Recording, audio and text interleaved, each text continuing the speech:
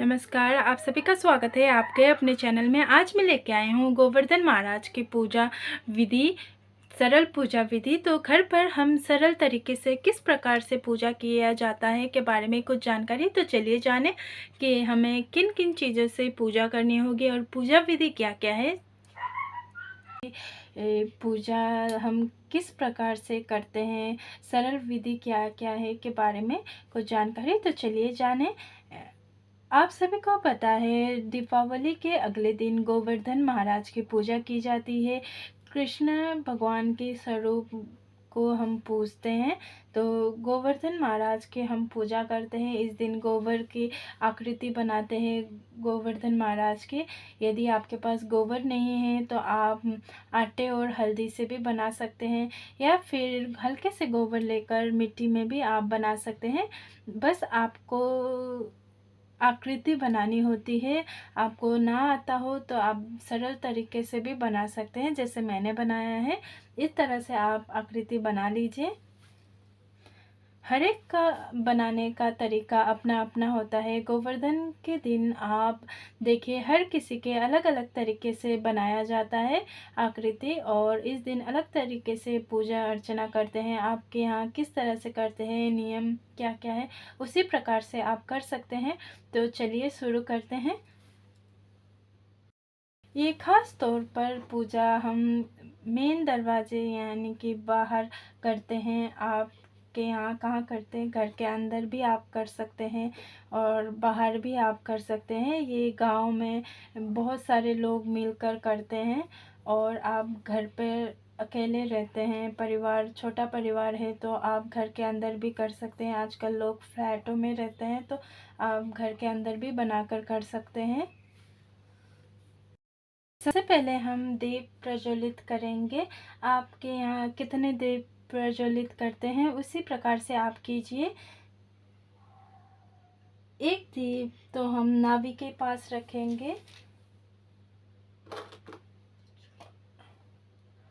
और उसके बाद आपको जहाँ इच्छा लगे उसी हिसाब से आप रख सकते हैं। मम्मी मम्मी जल रहा है, कैसे कर लेते हो आदतें। अब हम दीप प्रज्वलित करेंगे। ये देखिए नाभि के पास भी हम दीप प्रज्वलित करेंगे।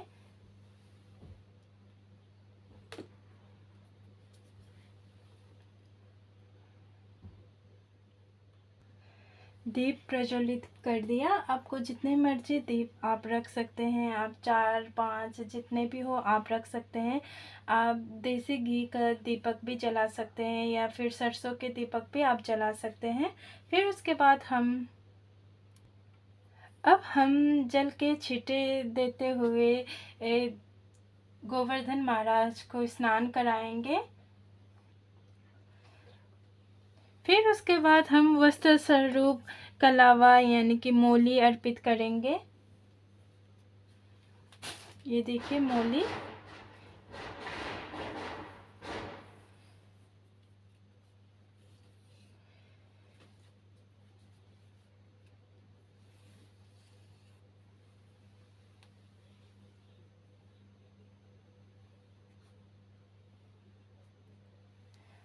मोली अर्पित करने के बाद वस्त्र स्वरूप कलावा यानी कि मोली अर्पित करने के बाद हमें महाराज जी को हम टीका करेंगे, यानी कि तिलक करेंगे। तिलक करने के लिए आप चंदन भी ले सकते हैं, आप हल्दी कुमकुम यानी कि रोली से भी आप तिलक कर सकते हैं। आपके यहाँ किस प्रकार से तिलक किया जाता है उसी अनुसार आपको करना होगा।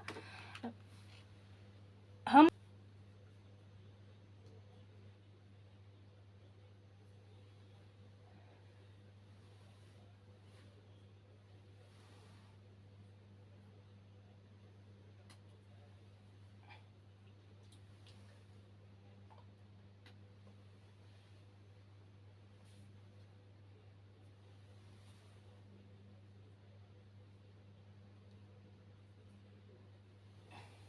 तिलक करने के बाद अब हम अक्षत समर्पित करेंगे, अक्षत चढ़ाएंगे। फिर उसके बाद हम जितने भी हमने गोवर्धन पहाड़ बनाया है उस पर भी हम तिलक करेंगे।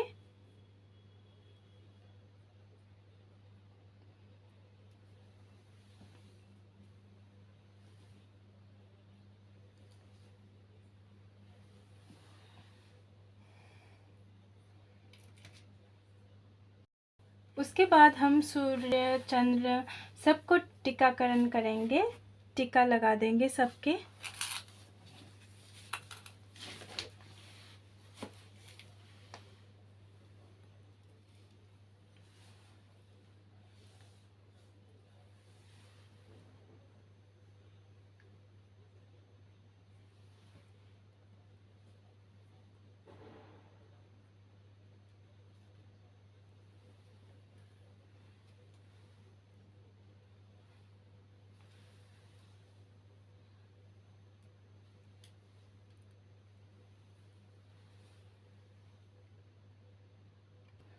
अब छोटे छोटे गाय और बछड़े हमने बनाए हैं तो उसको भी हम टीकाकरण करेंगे।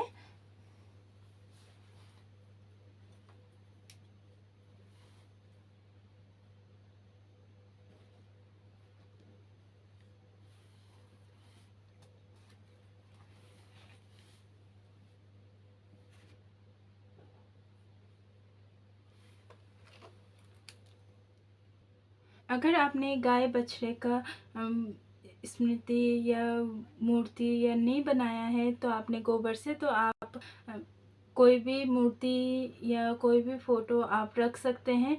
उसी प्रकार आप इनको टीकाकरण कीजिए।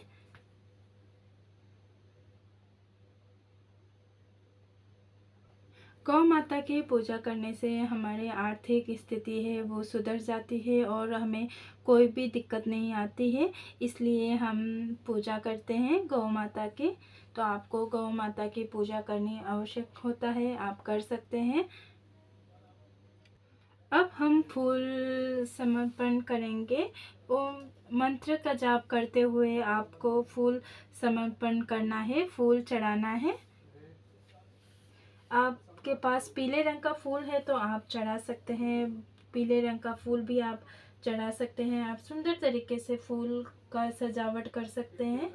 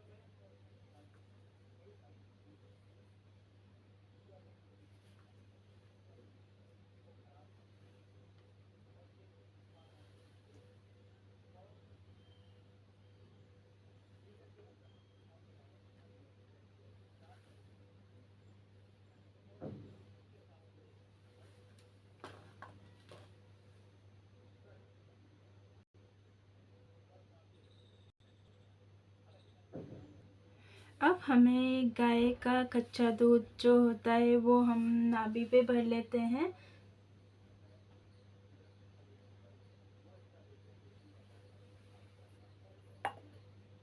और फिर थोड़ा सा खील या फूलिया जो भी आप चढ़ाना चाहते हैं नाभि में भरना होता है।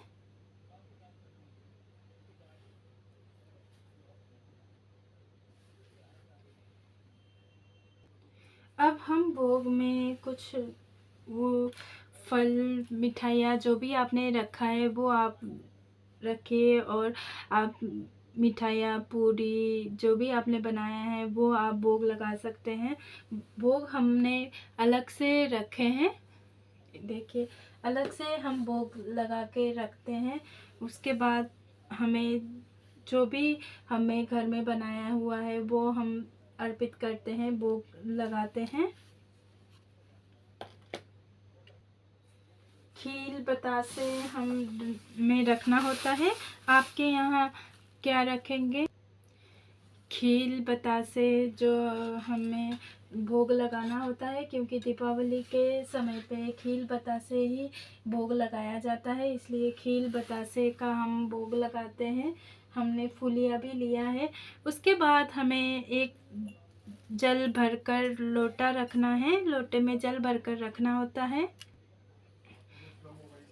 देखिए, एक जल भरकर लोटा रखा है। हर किसी का नियम अलग अलग होता है। आपके यहाँ किस प्रकार से किया जाता है उसी प्रकार से आपको करना है।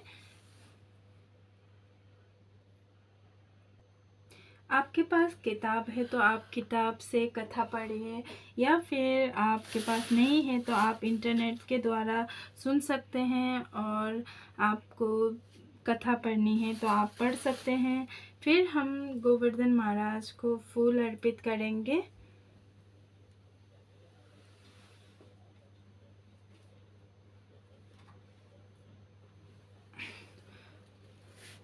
कथा पढ़िए, हाथ में कुछ फूल लेकर आपको कथा पढ़ना है या सुनना है। कथा पढ़ने के बाद, सुनने के बाद हमें धूप प्रज्वलित करना है। आप हमने दीप तो पहले ही प्रज्वलित कर लिया है, अब धूप हम प्रज्वलित करते हैं।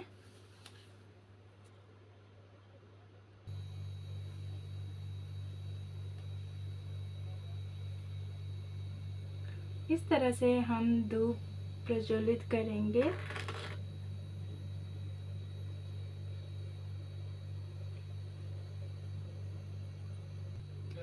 दक्षिणा अब हम अर्पित करेंगे। दक्षिणा जो पूजा में रही हुई कमी को दूर करता है, इसलिए हम दक्षिणा के माध्यम से पूरा होता है, इसलिए दक्षिणा अर्पित करेंगे। दक्षिणा रखने के बाद हमें भगवान से माफ़ी मांगना है। हमसे जो भी गलती हुआ उसकी क्षमा कर दीजिए, इस प्रकार से हमें माफ़ी मांगना है। फिर उसके बाद हमें गोवर्धन महाराज के परिक्रमा करनी होगी। घर पर आप कहीं पर भी पूजा कर रहे हैं, परिक्रमा करने की जगह बना लीजिए, उधर 7 बार आपको परिक्रमा करनी होगी। आपको फुलिया या खील को गिराते हुए और गंगा जल के छींटे मारते हुए परिक्रमा करनी होगी, वो भी 7 बार। आपके घर में जितने भी सदस्य हैं उन सभी को परिक्रमा कराइए, ये बहुत ही अच्छा होता है परिक्रमा करना।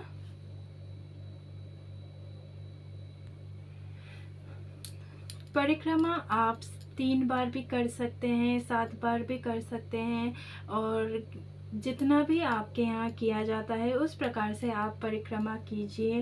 परिक्रमा करने के बाद आप हवन करना चाहते हैं तो आप हवन कीजिए, नहीं तो आप आरती कर सकते हैं। हवन के लिए हमें चाहिए होगा उपले, यानी कि गोबर के जो होते हैं वो उपले हमें चाहिए होगा। उसमें आप घी, तिल और जो भी आप डालना चाहते हैं उस प्रकार से आप डालकर हवन कीजिए।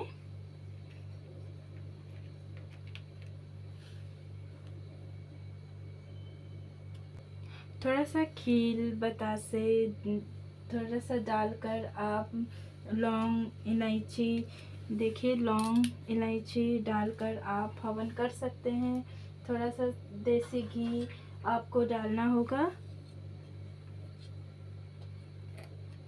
हवन के लिए, देसी घी और कपूर। जो भी आपने मीठा बनाया है, प्रसाद में, भोग में लगाया है, वही आपको हवन में भी डालनी होती है।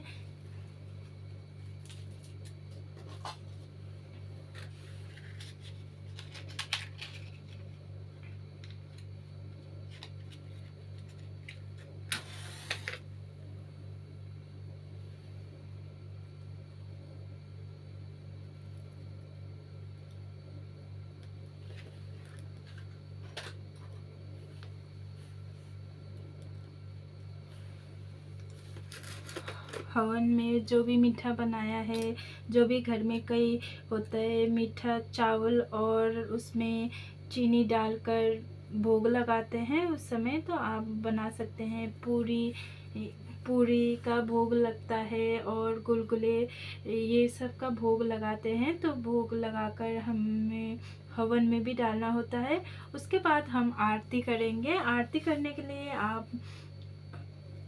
पहले आप गणेश जी की भी आरती कर सकते हैं और आपको कान्हा जी की भी आरती कर सकते हैं। उसके बाद हमारा पूजा संपन्न होता है।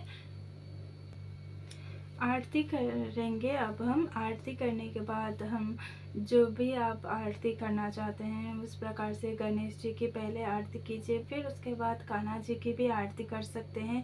आपको आता है तो आप कर सकते हैं, कोई भी आरती आप कर सकते हैं। उसके बाद हम आरती करने के बाद गंगा जल से हम छींटा मारेंगे।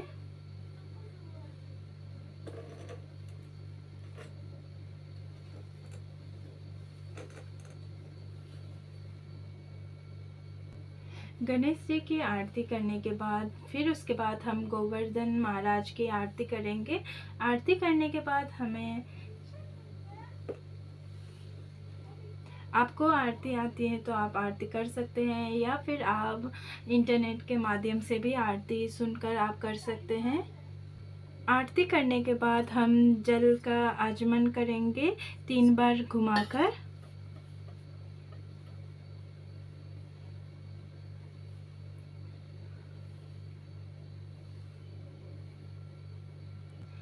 फिर हम पूजा में जो भी हमसे भूल हुई है उसका क्षमा मांगते हुए हम हाथ जोड़कर प्रार्थना करेंगे गोवर्धन महाराज जी की, अर्थात गोवर्धन महाराज से हम प्रार्थना करेंगे, हे ईश्वर हमसे जो भी भूल हुई है उसका क्षमा कर देना और आपके छत्र छाया हमारे सारे घर परिवार पर सदा यूं ही बना रहे, ऐसे ही प्रार्थना कीजिए।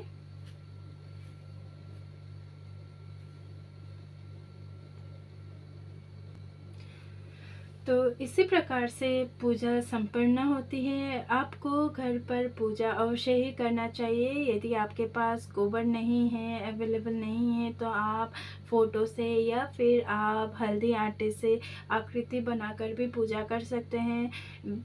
और गोवर्धन पूजा पुरुष ही करते हैं, इसलिए आपके घर में कोई भी बच्चा हो, कोई भी हो, तो आप उनसे भी पूजा कराइए। और कहीं तो महिलाएं भी करती हैं, तो महिलाएं भी कर सकती हैं, तो आप भी कीजिए। बहुत ही अच्छा होता है पूजा करना, और सच्चे मन से पूजा कीजिए। और घर पर इसी प्रकार से सरल तरीके से हम पूजा कर सकते हैं। देखिए, हमें कुछ भी ज़रूरत नहीं होती, बस आसानी से पूजा किया जाता है, पूजन किया जाता है।